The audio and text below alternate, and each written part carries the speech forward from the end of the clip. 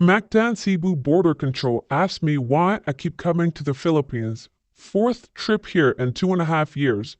While leaving the Mactan airport in Cebu, I was asked, quote, "Do you have family here?" "No, sir." "Why do you keep coming to the Philippines?" Tourism office should call up border control. I genuinely felt unwelcome. Everywhere I go in Cebu, even educated or tourist workers have the incorrect impressions that the Philippines is overrun with tourists. They think that tourism should be limited and that it's getting out of hand. Never mind the real world where Philippine tourism is the lowest per capita in all of Asia. Talk about a sense of entitlement or never having to travel much. This person is upset because the border custom control immigration person was simply doing their jobs.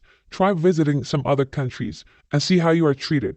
You'll be taken into interrogation rooms and asked to prove that you're here, show hotel, reservations, a flight out, an actual ticket, not just a throwaway, show funds and finances, and provide any kind of contact you have in the country you're visiting.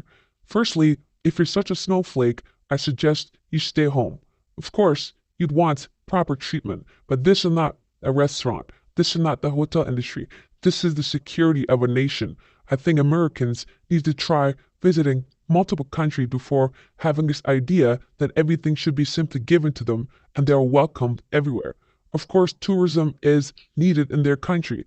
However, unlike other neighboring countries, the Philippines does not heavily rely on tourism income, despite what the Department of Tourism would have you believe that there are multiple job opportunities there and providing a major part of the economy. In reality, it is not. Most Filipinos rely on OFW remittances. Billions of dollars come in because of this. They send people out of the country. That is a product, Filipino women and Filipino helpers and Filipino seafarers. That is why you cannot simply get out of the country if you're a 20-something year old woman. It is very difficult. So let's see other people's reactions to this person's attitude. Past 2 says, standard question to some. Mind you, the country is also a hiding spot to some foreign dudes with atrocities to the home countries. Just tell them your reason and you're good as long as it's the truth. Another says, this is the softest softball question that any border control agent in any country would ask. Precisely. I assume immigration officers have been told by their superiors to ask people why they come to the country more often, since there's an increasingly rise of crimes being committed, specifically Chinese nationals living, residing, visiting, or even pretending to be Filipinos in the Philippines, especially in the Luzon area, Manila area. So the reason why they ask you is simple. Most likely why they've removed some of these visa extension options for tourists because of people using them for illegal means. Not telling you illegal stuff still does not happen, but this way at least it's not out in the public and in the open. People in upper circles and higher end of these scams always will have these types of things. However, for the regular traveler, it may be a bit more difficult to get into the country. Decent engineer says, blah, blah, blah. Simple and accurate questions from a person that works. Border control. The name of the position explains everything related to your complaint.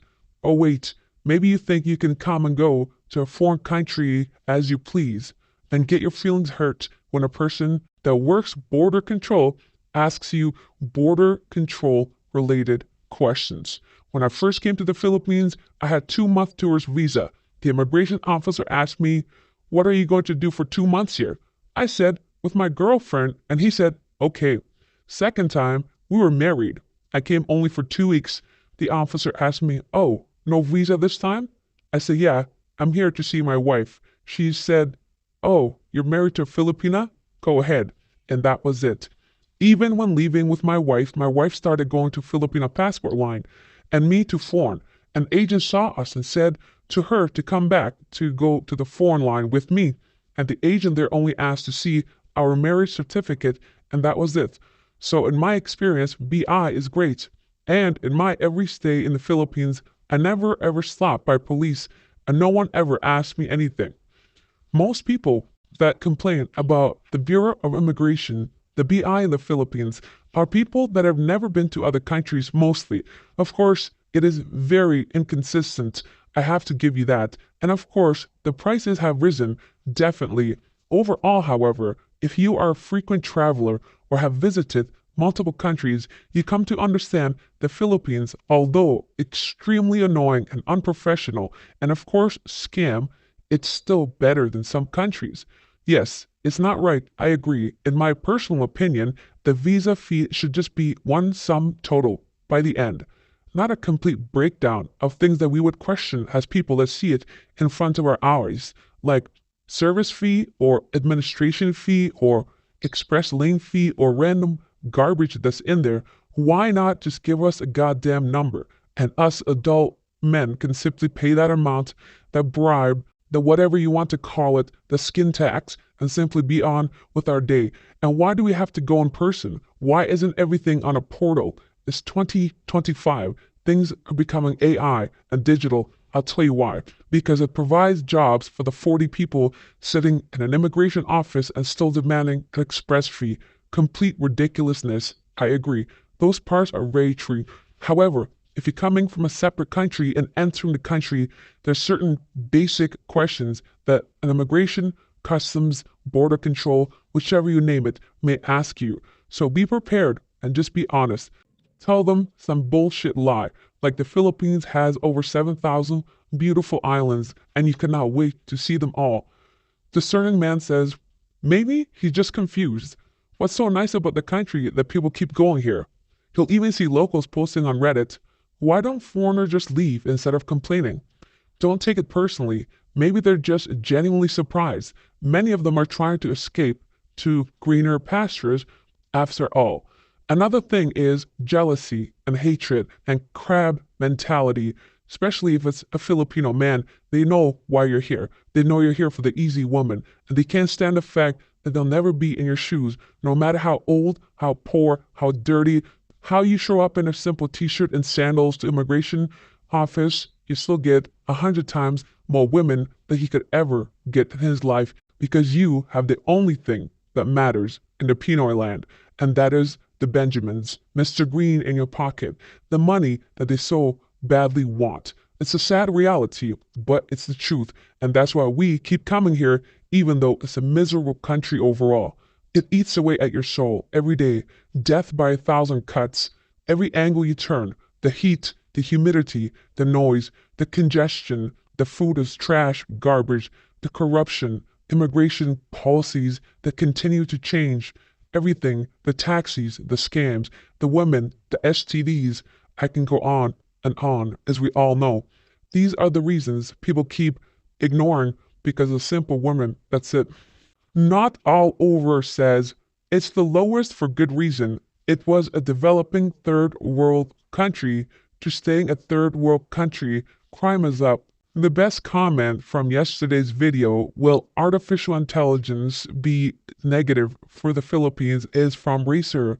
Most Canadian companies shut down their Philippines customer call centers in less than 3 years, always due to the massive number of complaints from customers of bad service, unwilling to assist you with problems, not knowing what to do, etc. My wife works in a call center in Canada for a major U.S. hotel chain and spends half her time correcting the mistakes of Philippine employees.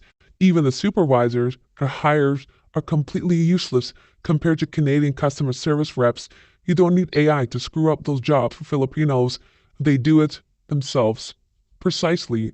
And soon, when the rest of the world, like Cambodia and Vietnam, catch up on English proficiency, all these jobs will be replaced by either AI or simply other low-wage earning countries. The worst comment is from Hellraiser Lee Marvin.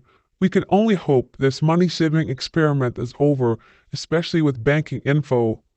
One thing I want to be clear, what we hope and what is reality is very different. We hope the Philippines is everything we wanted. We hope that the woman that we meet is actually in love with us. But the reality is, it's a scam, and she doesn't love you. Same with AI. We hope it's over, but this is just the beginning. It will never be like the past. Thanks for watching. God bless.